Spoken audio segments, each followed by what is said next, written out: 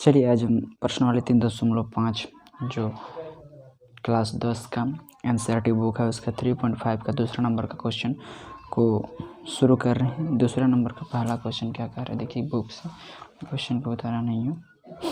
2 number का question कह रहा है कि ए और बी के किन मानों के लिए ए बी दिया हुआ है यहाँ पर कि किन मानों के लिए नीचे दिए गए समीकरणों के युग्म के अपरिमित रूप से अनेक हल होंगे। तो ए बी के किन मानों के लिए नीचे दिए गए समीकरण के युग्म के अपरिमित रूप से अनेक हल होंगे।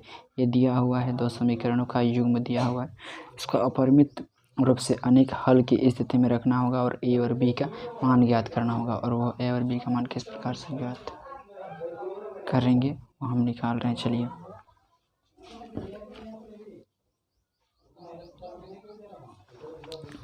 चूँकि यहाँ पर पहला समीकरण मेरे को दिया हुआ है क्या 2x + 3y = 7 और दूसरा दिया हुआ है a - bx + a + by = 3a + b - 2। ये पहला समीकरण, दूसरा समीकरण, दोनों समीकरण का युग्म दिया और इसको अपरिमित रूप से अनेक हल होने की स्थिति में। तो हम सबको पता है कि अपरिमित रूप से अनेक हल होने की स्थिति कब होता है, जब क्या उनके जो गुणांक हैं दोनों समीकरणों के x के गुणांक और y के गुणांक और अचर पद, ये तीनों क्या अनुपात क्या होना चाहिए, बराबर में होना चाहिए। चूँकि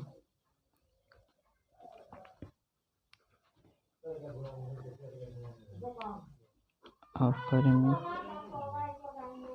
रूप से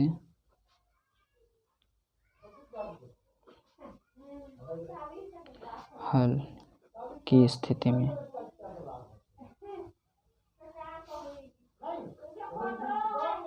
अपरिमित रूप से अनेक हल की स्थिति में, तो आपको पता है ना अपरिमित रूप से अनेक हल कब होता है, जब a1/a2 बराबर हो b1/b2 बराबर हो c1/c2। तो यहाँ पर a1 b1 c1 मैं लिख नहीं रहा, लेकिन यही है a1, ये है b1 और ये c1, ये पूरा टर्म से क्या b2 a2, ये है b2 और ये पूरा है c2। अब अपरिमित रूप से अनेक हल होने की स्थिति में बोला है, तो हम अपरिमित रूप से अनेक हल मतलब इस स्थिति में उसको रख रहा हूँ।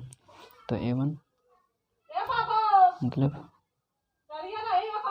2/a - b 3/a + b बराबर 7/3a + b - 2 है। अब इसको हल करते हैं और a और b का मान निकालते हैं। चलिए तो हल करने के लिए क्या करना पड़ेगा, सबसे पहले ये जो पद है उसको इसके साथ बराबर करना होगा, फिर ये वाला पद को इसके साथ बराबर करना होगा। देखिए मैं कर रहा हूँ, मतलब ये जो 2/a - b है उसको बराबर करना होगा ये 7/3a + b - 2 के साथ, और ये जो है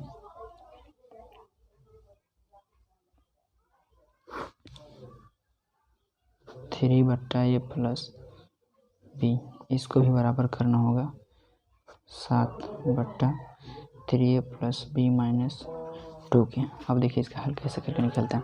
अब इसका तिरछा गुना हो जाएगा, इसके साथ करेंगे तो 3 दूना 6a + 2b ± 2 दूनी 4 बराबर 7 और 1 7a - 7b।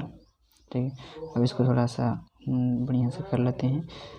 इधर से इसको लाएंगे तो क्या होगा, चलिए इसको उधर भेज देते हैं, तो हो जाएगा ये 7a - 6a।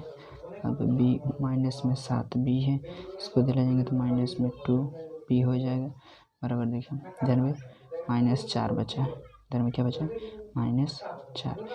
ये दोनों पद को उस पार ले गए, तो ये दोनों में से क्या बचेगा, ये बचेगा 7 ठो में 6 ठो घटेगा तो 1 ठो बचेगा -7 और 2 9b बराबर -4। ये देखिए मेरे को एक समीकरण मिल गया। इसी का हम चलिए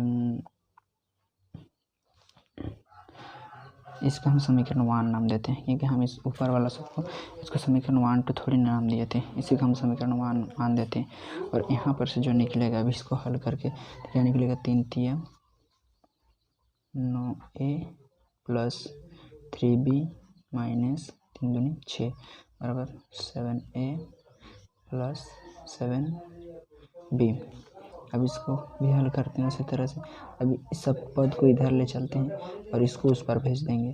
तो इधर है क्या 9a, ये इसको इधर लाएंगे तो 7a माइनस में हो जाएगा, प्लस में है 3b, इसको इधर लाएंगे तो माइनस में है 7b, और ये माइनस में इधर ले जाएंगे तो हो जाएगा प्लस में।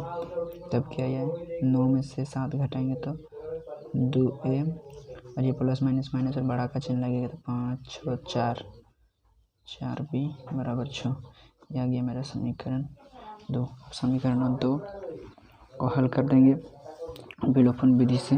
प्रतिस्थापन विधि विलोपन विधि आप लोग को तो पता ही है। इन दोनों का हल कर देंगे किसी एक विधि से तो हम लोग का मान निकल जाएगा। ठीक है, हम यहाँ पर क्या करना होगा, देखिए समीकरण 1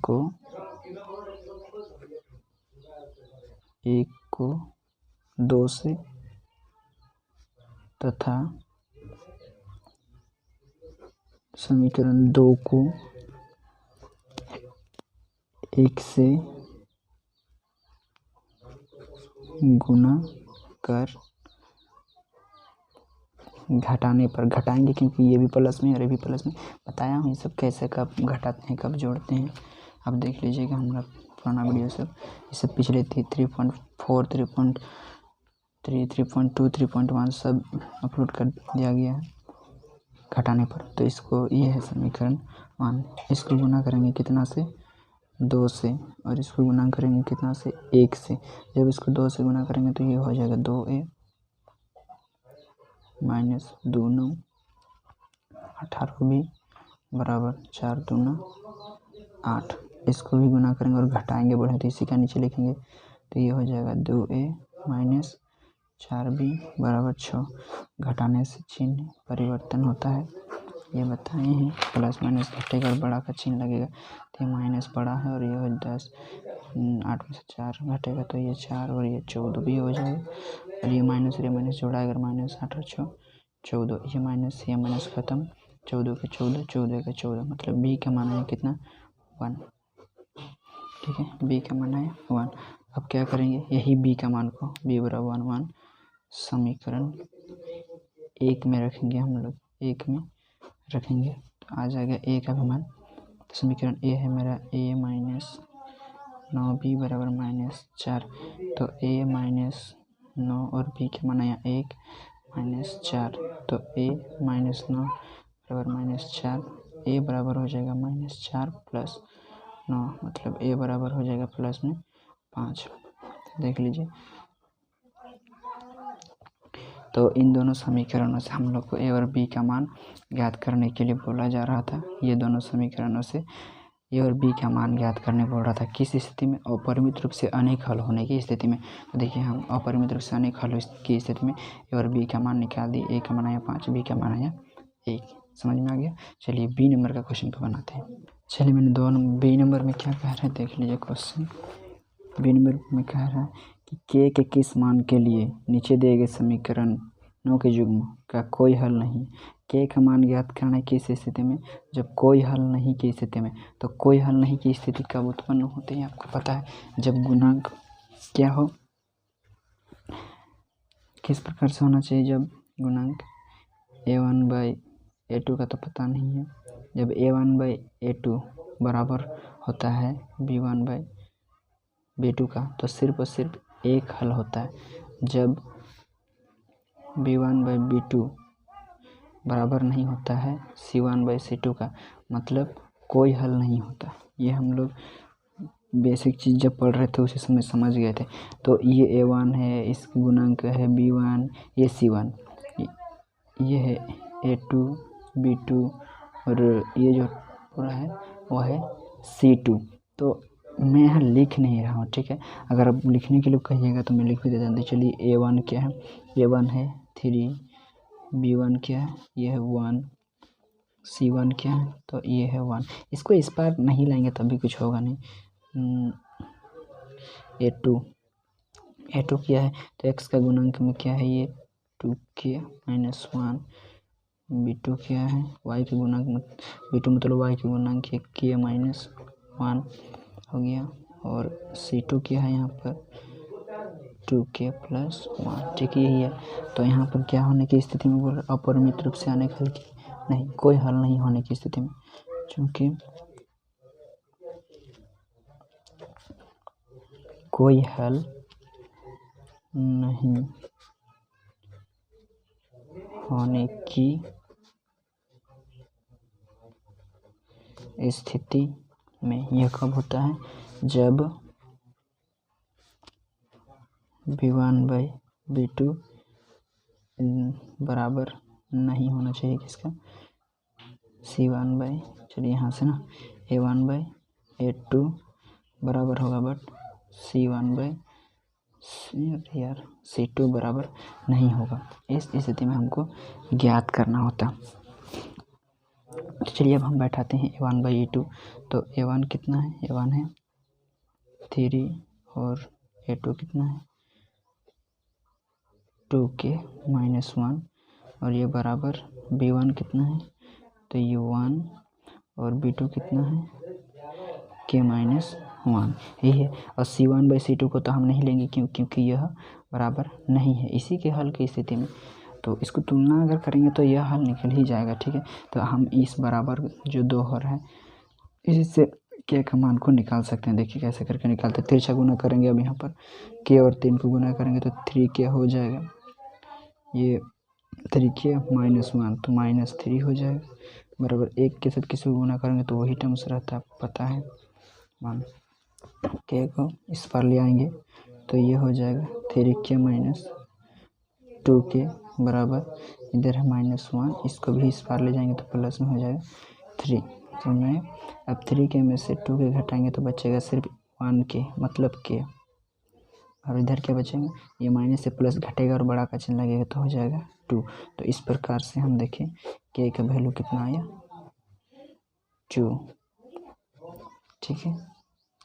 चलिए अब मैं 3 नंबर का क्वेश्चन ले लेता हूँ, और ये 3 नंबर का क्वेश्चन क्या कह रहा है, मैं वो ला लेता हूँ, पहले देख लेते हैं 3 नंबर का क्वेश्चन क्या कह रहा है। देखिए 3 नंबर का क्वेश्चन कह रहा है कि नीचे दे रखे समीकरणों के युग्म को वज्र गुणन विधि एवं प्रतिस्थापन विधि दोनों विधि से आपको हल करना है, और यहाँ आपको कौन सा विधि अच्छा लगा उसको बताना है। तो यह 2 समीकरण का युग्म दिया हुआ है, देख लीजिए, और यहाँ पर आपको हल करना है। हल करने के बहुत सारे विधि हैं आपको पता है, उनमें से वज्र गुणन विधि भी एक हल है करने की विधि है, जो पिछले ही जो 1 नंबर का क्वेश्चन को सोल्व किए हैं वहाँ पर वज्र गुणन विधि से हल किए जितना सारा क्वेश्चन था। और प्रतिस्थापन विधि इससे पहले वाला जो 3.4 था उसमें प्रतिस्थापन विधि से नहीं, उसमें तो विलोपन था, उससे पहले था प्रतिस्थापन विधि से हल किए हैं, मतलब आपको प्रतिस्थापन विधि पता है। वज्र गुणन विधि से आप हल कर सकते हैं, दोनों विधि से किसी में भी। चलिए हम दोनों विधि से हल करके एक एक देखते हैं, और आपको जो भी अच्छा लगेगा आप बोलेगा हमको ये विधि अच्छा लगा, ठीक है। चलिए जो कि दोनों समीकरण युग्म में A1 A2 जो गुणांक है उसको पहले हम लिख लेते हैं जो काम आएगा यहाँ पर। A1 बराबर 8, B1 बराबर 5, C1 बराबर 9 दिया हुआ है मेरे को, A2 बराबर 3, B2 बराबर 2, C2 बराबर 4, ये हमको दिया हुआ। आपको कौन सा विधि बढ़िया लगेगा उसी विधि से हल कीजिएगा। मैं ये मेरे 2 समीकरण कर ले रहा हूँ, 8x प्लस 5y बराबर 9, 3x प्लस 2y बराबर 4। चलो हमको इसको इधर लाना चाहिए, पहले इधर ला के इधर बराबर 0 करते हैं, माइनस है यहाँ, तो ये भी हो जाएगा मेरा माइनस में, C1 शूट हो जाएगा माइनस में। ये समझ ले कि बराबर के उस पर था, इस पर ला दिए इसको, ठीक है। चलिए अब बनाते हैं। तो सबसे पहले कौन सा विधि से, सबसे पहले हम वज्र गुणन विधि से बनाते हैं, फिर बाद में इसको प्रतिस्थापन विधि से हल करेंगे, ठीक है।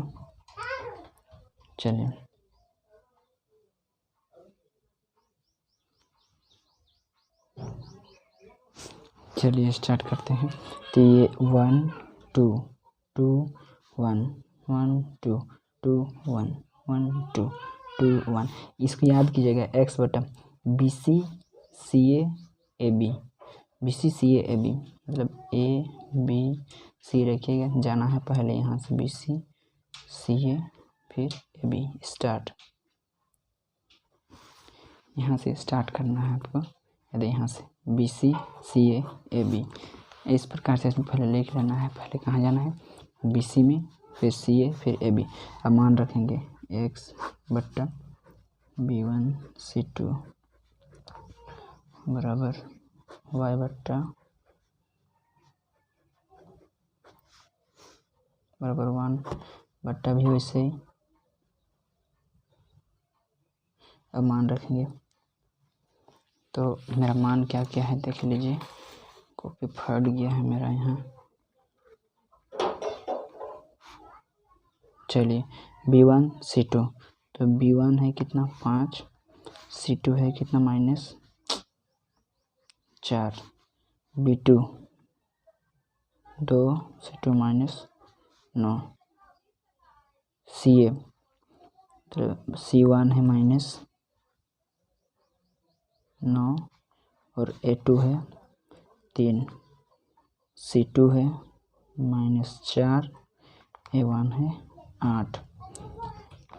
उसके बाद A1 है 8, B2 है 2, A2 है 3, B1 है 5। चलिए भरते समय थोड़ा धीरे से भरिएगा, नहीं तो गलती हो जाता है यहाँ पर जब इसको फिलअप करते हैं, मान सब पुट करते हैं उस समय। ठीक है, चलिए इसको बनाते हैं। अब x बट्टा -20 माइनस प्लस 9 दूनी 18 बराबर y बट्टा माइनस में 9 27 और माइनस प्लस 8 चौके 32 बराबर 1 बट्टा 8 दूनी 16 माइनस 5 दिया 15। ये x बटा क्या हो रहा है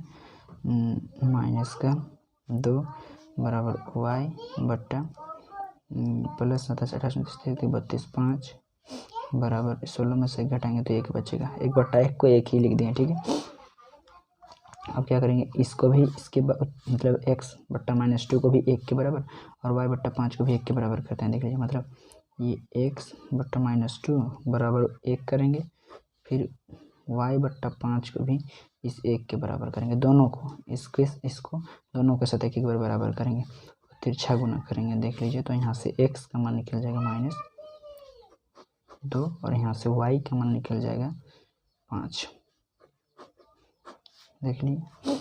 चलिए अब हम इसी को प्रतिस्थापन विधि से हल करते हैं। अब इसको हम प्रतिस्थापन विधि से हल करते हैं।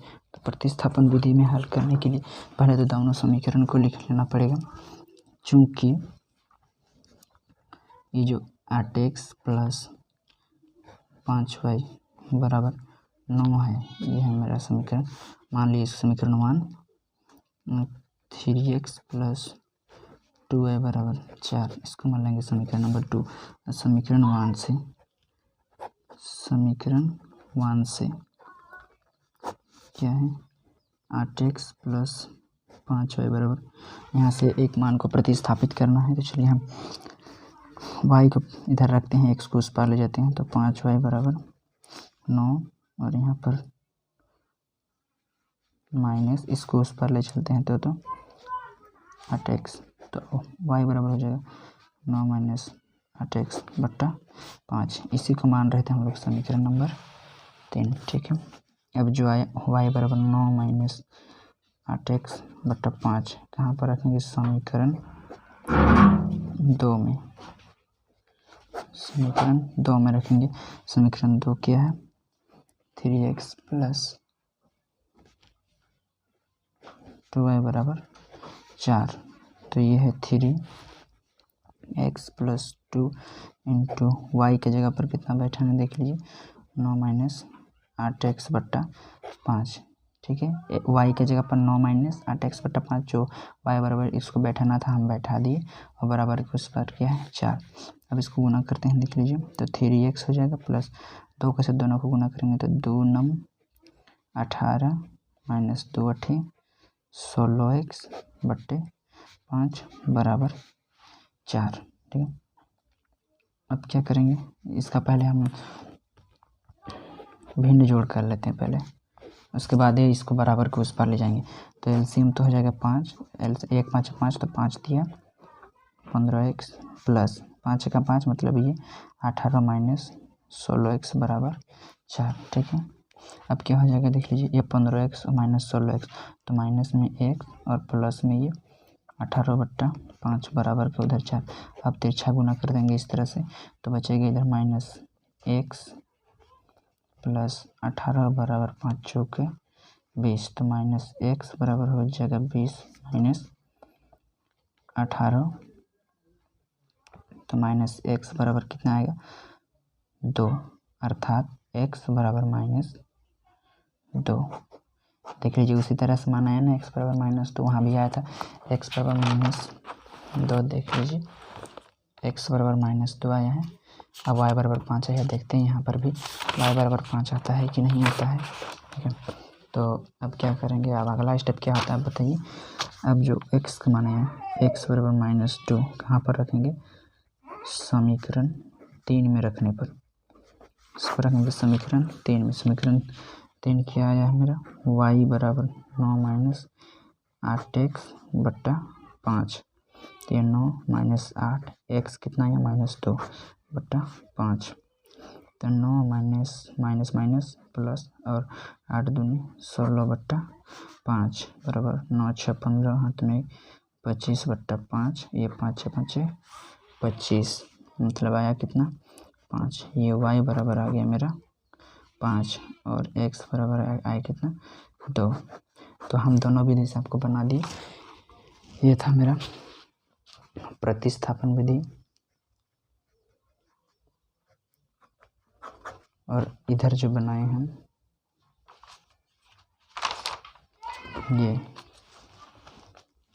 ये था आपका वज्र गुणन विधि।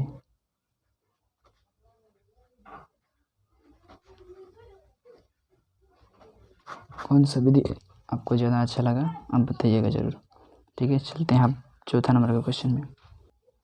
देखिए 4 नंबर के नंबर क्या पढ़ रहे हैं कि नीचे दी गई समस्या में रैखिक समीकरणों के युग में बनाइए, उनके हल यदि अस्तित्व हो तो भी किसी भी बीजीय गणित विधि से ज्ञात करना है। किसी भी बीजीय गणित विधि से आपको जो विधि अच्छा लगे उस विधि से आपको ज्ञात करना है। पहले तो इसको समीकरण रूप में लाना पड़ेगा, समीकरण के युग में बनाना पड़ेगा। कंडीशन दिया हुआ है, देखिए इसको हल करना है कि एक छात्रावास के मासिक व्यय का 1 भाग नियत है। छात्रावास के मासिक व्यय, छात्रावास मतलब आप कोई हॉस्टल में रहते हैं, वहाँ पर मासिक व्यय महीना का फी लगता है का 1 भाग नियत है, मतलब एंट्री फी, जैसे पिछले क्वेश्चन भी बनाए हैं इस तरह से। उस स्कूल में दाखिला लेने पर एक जो फीस होता है 100 रुपया, वो लगेगा ही लगेगा। अलग से जब आपका महीना पूर्णे लगेगा, 1 महीना 2 महीना, तो वो भी आपको अलग से देना पड़ेगा। मतलब यदि एंट्री फी 100 रुपया है, मतलब आप दाखिला लेते ही आपको 100 रुपया लगेगा ही। और अब 1 महीना हो गया और उस महीना का अगर चार्ज है, महीना फी 100 रुपया है, तो आपको उस महीना को इस 100 रुपया प्लस इस 100 रुपया यानी कि 200 रुपया मिलाना पड़ेगा। आप समझ रहे हैं।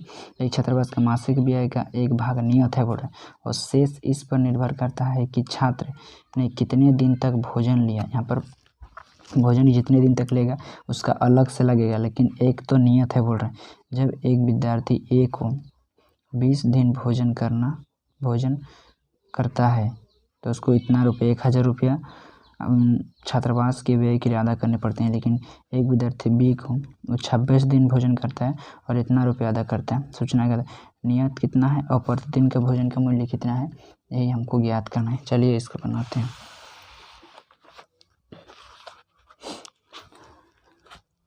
तो मानना पड़ेगा सबसे पहले, यहाँ पर माना नियत व्यय 100 रुपया तथा प्रतिदिन के व्यय, प्रतिदिन नियत और प्रतिदिन के व्यय, या प्रतिदिन के भोजन पर जितना लग रहा है उसका हम मान लिए 100 रुपया।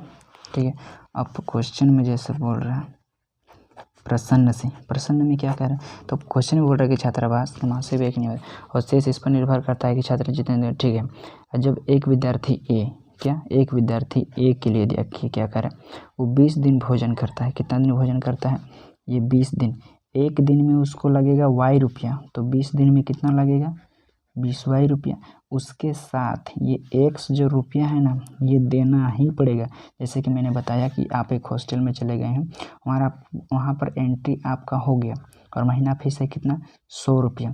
और एंट्री की जब आप किए ना एडमिशन, आप एडमिशन हो लिए, तो एडमिशन होते होते ही आपको 100 रुपया लगेंगे। ये 100 रुपया आपका पकड़ा हुआ है क्योंकि आप स्कूल का प्रयोग कर रहे हैं और आप पढ़ रहे हैं, उसका महीना का 100 रुपया लगेगा। तो ये महीना का फीस और जो इसका नियत है, मतलब पहले से फिक्स किया हुआ, ये 100 मिला करके आपको 200 रुपया देने पड़ेंगे। यही कह रहा। ये आपका देखिए, एक दिन में उसको y रुपया तो लगेगा ही, अब 20 दिन में 20y रुपया ये लगबे करेगा। साथ में आपका जो एक फिक्स किया हुआ है वहाँ का पैसा 100 रुपया, ये भी लगेगा। और टोटल मिला करके वो कितना रुपया दिया? पहले छात्र ए ने 1000 रुपया दिया। मेरे को पहला कंडीशन मिल गया, मतलब पहला समीकरण मिल गया। तथा क्या बोल रहा है, एक छात्र दूसरा है बी। अब बी जा रहा है, बी को कैसे करके लिया गया? देखिए, वो 26 दिन भोजन करता है, तो एक दिन का भोजन पर उसको y रुपये, तो 26 दिन के भोजन पर उसको 26y लगेगा ही, प्लस जो x लगेगा उसको, वो तो अलग से, क्योंकि वो नियत है, वो लगभग ही करेगा। और इस प्रकार उसको कितना रुपया देना पड़ता है? 1180 रुपया। इस प्रकार से हमको दूसरा समीकरण मिल गया। और देखिए, दोनों समीकरण में प्रतिस्थापन विधि से, वज्रगुण विधि से या फिर विलोपन विधि से, जो विधि आपको अच्छा लगता है उस विधि से हल कर सकते हैं। लेकिन मैं तो यही सजेशन करूँगा कि क्योंकि दोनों का देखिए, जो x है यह सेम है और यहाँ पर दोनों ये प्लस जाति का और ये भी प्लस जाति का है, तो अगर हम दोनों को घटा देते हैं तो ये विलोप हो जाता है। कहने का मतलब, विलोपन विधि से अगर हम इसको हल करेंगे तो जल्दी बनेगा, ऐसा हमको लगता है। प्रतिस्थापन विधि से तो बनाइएगा तो बहुत लंबा बन जाता है, तो इसका हम विलोपन विधि से हल करते हैं। लिख देते हैं यहाँ पर विलोपन विधि से। अब क्या करना पड़ रहा है? देखिए, अब समीकरण 1 और समीकरण 1 और समीकरण 2 को किसी से हम गुणा नहीं करेंगे। क्यों नहीं करेंगे? क्योंकि दोनों तो सेम है। इसको चर का जो गुणांक था उसको बराबर करने के लिए गुणा करवा रहे थे। गुणांक सेम है तो समीकरण 1 को डायरेक्ट घटाने पर, और एक ही जात का है इसीलिए घटाने पर तो क्या है? x प्लस 20y बराबर 1000 और ये x प्लस 26y बराबर 1180। घटाएंगे तो ये माइनस, ये माइनस और ये भी माइनस, ये कैंसिल आउट, मतलब विलोप हो गया। देखिए, और ये देखिए, ये प्लस में 20 माइनस में 26, तो माइनस का 6y हो जाएगा। और ये देखिए, यही बड़ा है तो यहाँ भी बड़ा का चिन्ह लगेगा, 0 8 180, ये माइनस कट गया, y बराबर 180/6, 6 दिया 18, मतलब y मान आया 30। ठीक है, अब क्या करना पड़ता है? यही y को, y बराबर 30 कहीं भी समीकरण में रख देंगे, समीकरण 1 में, किसी भी समीकरण में रखने से वो निकल जाता है। तो क्या है? x प्लस 20y बराबर 1000, यही मेरा पहला समीकरण है, उसमें रखेंगे y बराबर 3, तो x प्लस 20 इंटू वाई कितना आया? 30 आया। 30 बराबर 1000, तो x प्लस 3 दूना 6, 3 दूना 6 और 2 0 बराबर ये 1000, तो ये x बराबर हो जाएगा 1000 में घटा देंगे 600 को, तो ये x बराबर आएगा कितना? 400। आपको पता है, जब उसको हॉस्टल घुसा है ना, जब वो हॉस्टल घुसा तो को 400 रुपया आप तो फिक्स है, नियत है, जो कांस्टेंट लगेगा ही 400 रुपया तो, और उसको प्रत्येक दिन का 30 रुपया देना पड़ेगा, समझिए। तो इस प्रकार से मेरा जो नियत व्यय है फिक्स था वो कितना निकला? 400 रुपया, और जो उसके एक दिन का भोजन था वो कितना निकला? एक दिन का 30 रुपया करके निकला। ठीक है, चलिए अब मैं चौथा नंबर का ए नंबर बना दिया, अब बी नंबर बनाऊंगा। देखिए बी नंबर कैसा बनेगा, बोल रहा कि जब एक भिन्न के अंश में एक घटाया जाता है तो वो 1/3 हो जाती है। एक भिन्न है, जो भी भिन्न है उसके अंश में, अंश और हर क्या होता है बताऊंगा मैं। अगर एक घटाया जाता है तो इतना हो जाता है, और जब हर में इतना जोड़ा जाता है तो इतना हो जाता है, तो वह भिन्न को ज्ञात करना है। तो चलिए, ना ही हमको भिन्न में अंश पता है और ना ही हमको हर पता है। क्योंकि भिन्न में हमको अंश और हर दोनों नहीं पता है। जैसे मान लेते हैं, माना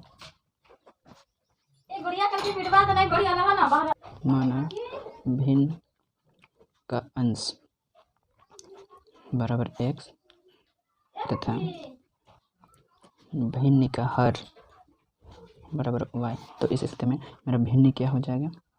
भिन्न होगा मेरा x बट्टा वाई, क्योंकि आपको पता है जो भी होता है 4/8, इसमें बट्टे के ऊपर जो रहता है उसी को अंश बोला जाता है, ठीक है, और बट्टे के नीचे जो रहता है ये वाला, इसको हर कहा जाता है। तो वही अंश हो गया। हमको नहीं इसके जगह पर पता क्या है, और हमको हर के जगह पर क्या है ये पता है, तो हम अंश को x मान सकते हैं और हर को y, क्योंकि दोनों को तो x ही नहीं मान सकते हैं। तो भिन्न मेरा क्या होगा? x बट्टा वाई। अब क्वेश्चन के अनुसार जो कह रहा है, देखिए हमको अब क्वेश्चन में क्या कह रहा है, क्वेश्चन में कह रहा है जब भिन्न के अंश में एक घटाया जाता है, अंश में भिन्न के अंश में, तो भिन्न में बोल रहा है तो भिन्न x बट्टा वाई में क्या अंश में एक घटाया जाता है, अंश ही बोलते हैं, तो एक घटाएंगे तो कितना बनता है? 1/3 हो जाता है। कितना? 1/3 हो जाता है, ठीक है। तथा क्या बोल रहे हैं, देखिए, और जब हर में 8 जोड़ा जाता है भिन्न का, x बट्टा वाई यही भिन्न है, और हर में 8 जोड़ा जाता है, यही हर में 8 जोड़ेंगे तो वो भिन्न कितना हो जाता है? 1/4 हो जाता है, 1/4 हो जाता है। तो वह भिन्न क्या होगा? मतलब x और y के मान क्या निकलेगा, यही हमको ज्ञात करना। चलिए, दो कंडीशन मेरा निकल गया। अब यहाँ से तिरछा गुना करके समीकरण के रूप में पहले लाएंगे। इसको क्या हो जाएगा? ये 3x - 3 तिरछा गुना कर रहे हैं बराबर y। इसको करेंगे तो, अरे इसको कर लेते हैं, इसको कर लेते हैं, 4x बराबर y + 8 तिरछा गुना किए हैं, ये हो जाएगा 3x - y बराबर, इसको उधर ले जाते हैं तो ये 3, समीकरण 1। अब इसको करते हैं 4x, इसको इस साइड लाएंगे तो -y बराबर 8, ये होगी समीकरण 2। अब समीकरण 1 और समीकरण 2 में देखिए y के मान एक ही है और एक ही जात का है। दोनों में से अगर समीकरण 2 को घटा देंगे और विलोपन विधि से हल करेंगे तो बचेगा x। घटा देंगे होने से चिन्ह चेंज होगा, मतलब एक तो प्लस हो जाएगा, और प्लस होने से कट जाएगा तो एक x वाला ही ना बचेगा, मतलब एक चर रैखिक समीकरण हो जाएगा। फिर x का मान हम आराम से निकाल सकते हैं। तो हम क्या करेंगे? विलोपन विधि से, विलोपन विधि से क्या करेंगे? समीकरण 1 और 2 को घटाने पर क्या है? 3x - y बराबर 3, और इधर में क्या है? 4x - y बराबर 8। घटाएंगे तो ये प्लस में है माइनस हो जाएगा, माइनस में है प्लस हो जाएगा, और ये प्लस में है माइनस हो जाएगा। ये तो नहीं घटेगा क्योंकि देखिए ये प्लस में 3x और माइनस में 4x, तो घटाएंगे तो हो जाएगा ये माइनस में x पर ये प्लस में, ये माइनस में y और ये प्लस में, तो कट जाएगा, खत्म हो गया। बराबर किधर बचा? माइनस में क्या होगा? 5 और 3 8, ये खत्म। तो x बराबर कितना आया मेरा?